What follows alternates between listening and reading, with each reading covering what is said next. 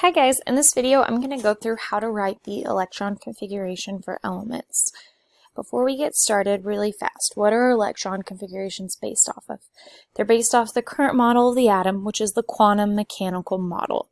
Now, it's important to note the quantum mechanical model doesn't tell us exactly where electrons are.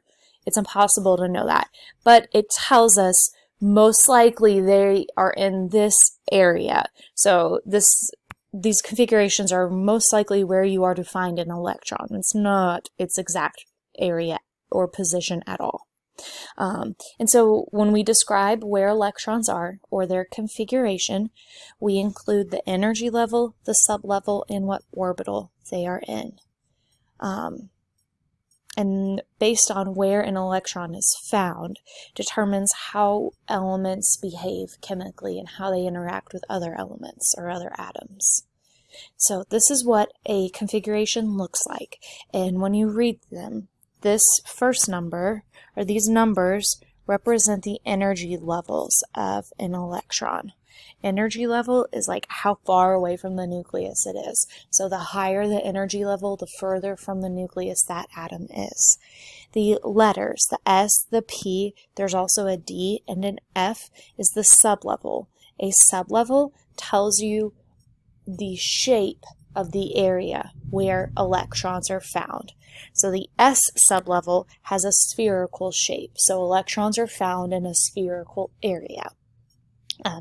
The electrons in 1s are in a spherical area closer to the nucleus than the electrons in 2s that are in a spherical area a little bit further from the nucleus. And then finally, the exponent tells you how many electrons there are. So 1s, that area, has 2 electrons. 2s has 2 electrons. And in this configuration, 2p has 5 electrons. Now, before we get going, the periodic table is set up really nicely into blocks, and I would definitely label your periodic table. You should have a periodic table in front of you. We have an S block, a P block, a D block, and an F block, and they relate to the sublevels of the elements. And so the S sublevel, or that S shape, can only hold 2 electrons. And if you look at every row, like right here, if you notice, there's only 2 elements in the S block. So it ends up working out. The P block can hold 6 electrons, or 6e. D block can hold 10 electrons, and the F block can hold 14 electrons. And if you go and count a row of the P block, it has 6. So it helps you remember it. D has 10, so forth and so forth. So the rows correspond to how many electrons that sublevel can have, and then the row numbers also tell you what energy level electrons are placed on for the most part. And then here's just another picture. You might want to pause and screenshot this as well.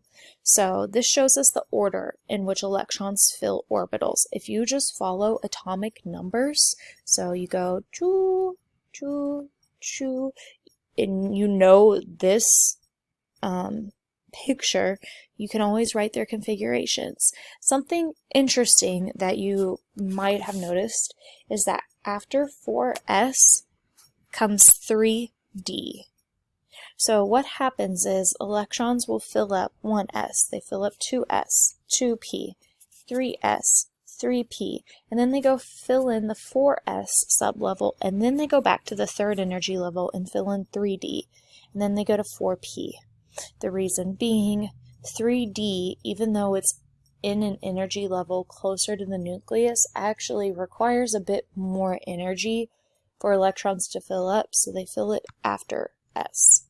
And then, if you didn't notice down here, the periodic table actually it will go from 6s to 4f, and then it goes back up to 5d. So, make sure you label your f's, 4 and 5. Now, this rule of how they get filled. So they get filled from the lowest available energy levels before they occupy higher energy levels. But it doesn't always go in order. So you fill up 1s, 2s, 2p, 3s, 3p, 4s. And then after 4s, you go to 3d, 4p, 5s, So it's not always in order. And this is known as the Aufbau principle. And it's because they fill from lowest to highest energy, not necessarily energy levels. So we're going to go ahead and write the configuration for magnesium. Magnesium is right here. Magnesium has 12 electrons. So when I write my electron configuration, I need to make sure I've written it for 12 electrons. And I always start with number 1. So number 1, if you look at your periodic table, you labeled your blocks 1 and 2. That was 1s. And so I'm going to write 1s2 because 1s is definitely filled because I'm trying to go to magnesium. After 1, and you just follow the numbers, those numbers. So I filled up 1 and 2. Now I come over here to 3 and 4. That was 2s, and it is full with 2 electrons. And I'm still not at magnesium, so next I'm going to come over here, and this is the p block.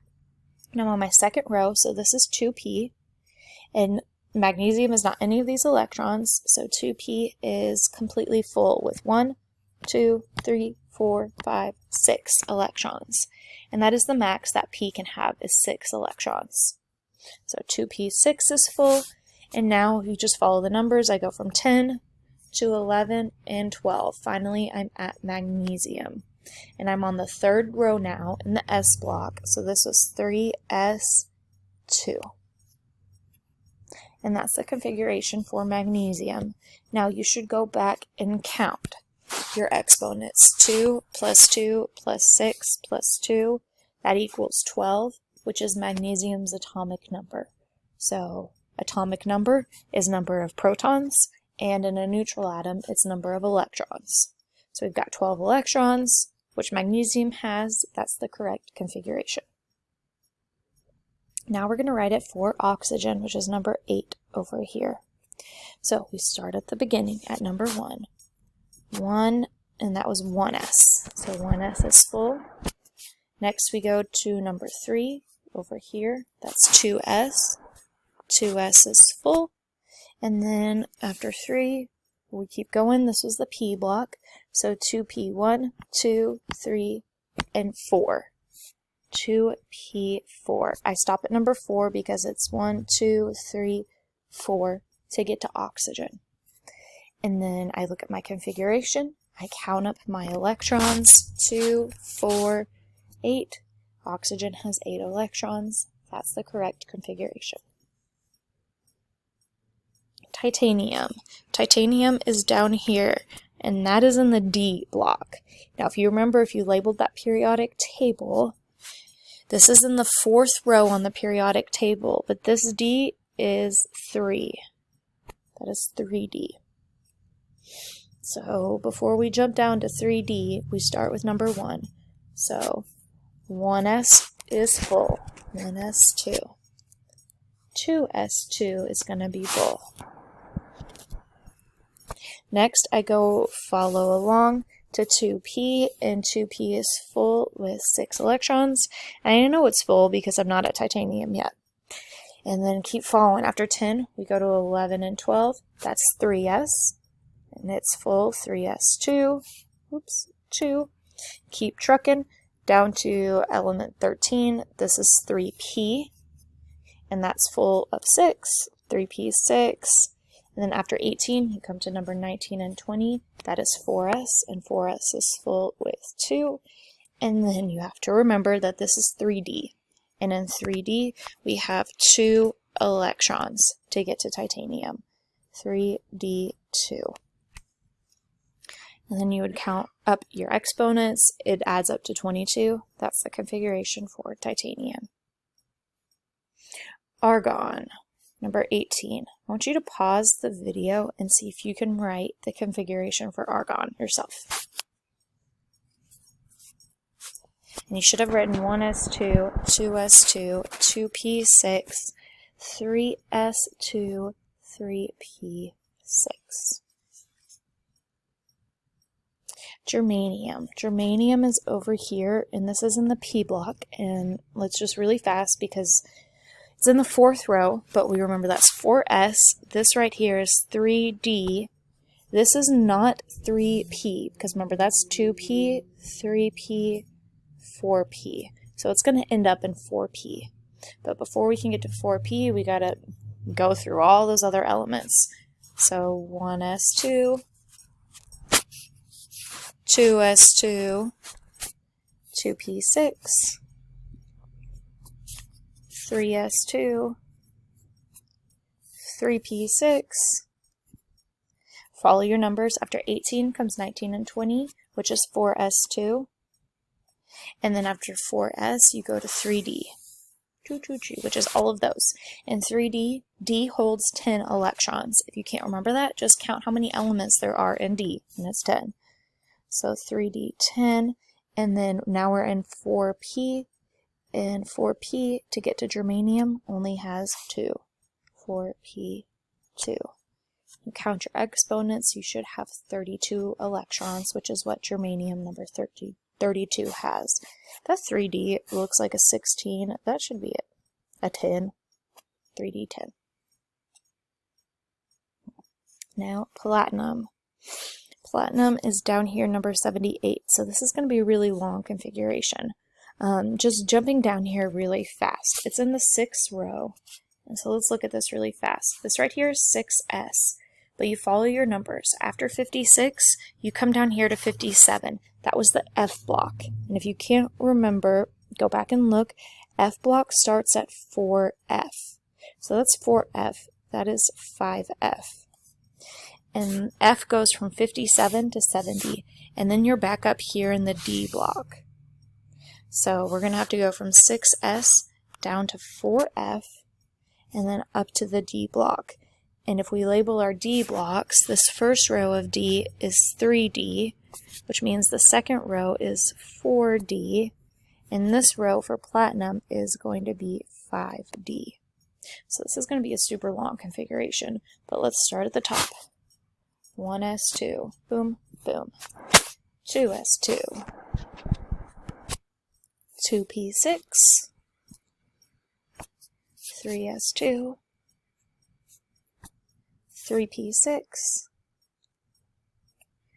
4s2, and then we're in D, and D starts at 3d10 to 4p6. Okay, that's a 10, not a 16. And then after 4p6, we jump down to 5s2, 4d10, 5p6. So S and P always have the same energy level. And then we come down to 55, that's 6s2, and we're making sure we follow our numbers. 6s2, we come to 4f. If you can't remember how many electrons F holds, count. There's 14. But platinum's not in this row, so 4f, 14. And then after 70, we're back at 71. And platinum is in this row, so we actually need to stop and count. This is 5D, 5D1, 5D2, 5D3, 5D4, 5... Oh, I lost count. 5D1, 2, 3, 4, 5, 6, 7, 8. 5D8. That is the configuration for platinum. So I hope in this video you learned how to write electron configurations. If you go online, you can find lots of other videos to help you practice writing these.